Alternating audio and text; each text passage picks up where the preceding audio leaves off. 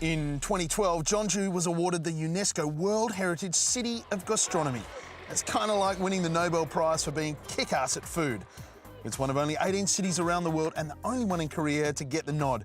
And it can only mean one thing. The restaurants of Jeonju really know their stuff. Lunch has got to be one of the best dishes you can have in Korea, and Jeonju has a particular dish that I'm very excited about. I wasn't expecting to be as excited about this dish. It's Bibibap, and right here in the heart of Jeonju, we've come to Gogong, which is the most awarded restaurant, Trev, here in Jeonju. The kitchen team know their stuff inside out. People are coming here not just to eat this food, but to learn about it as well. Well, I believe that the chef is quite a generous kind of guy with his time, and I reckon this is your chance to get in and learn something. Well, I just enjoy the food. Let's go. Bibimbap is one of the most famous Korean dishes. Different regions in Korea have their own versions of this world-famous dish, but Jeonju is especially famous for their version of bibimbap. We're here at one of the very finest bibimbap restaurants around to talk to Chef Im to get to the bottom of what makes Jeonju the home of this delicious stuff. So we start with a soft, fluffy white rice base, kicked off, added onto there with some little bean shoots. I really like this ingredient. It's something that we've never seen before in Australia. It's bellflower root. Bellflower root, it's wonderful. It's got a lovely kind of firmness and texture to it. It's always kind of crisp like a water chestnut. It's just completely fantastic. That last little bit that he just put on here, what do you call this, Im? Korba. Korba. Okay, so korba is green pumpkin, which is completely delicious and great. What sort of mushrooms are these?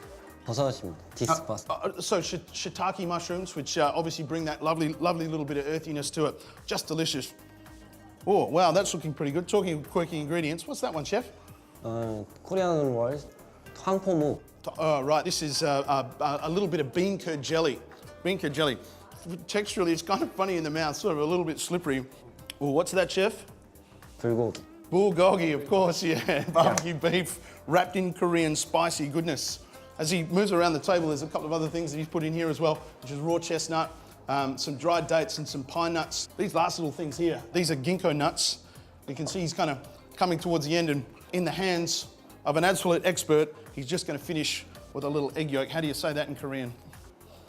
Egg. Egg.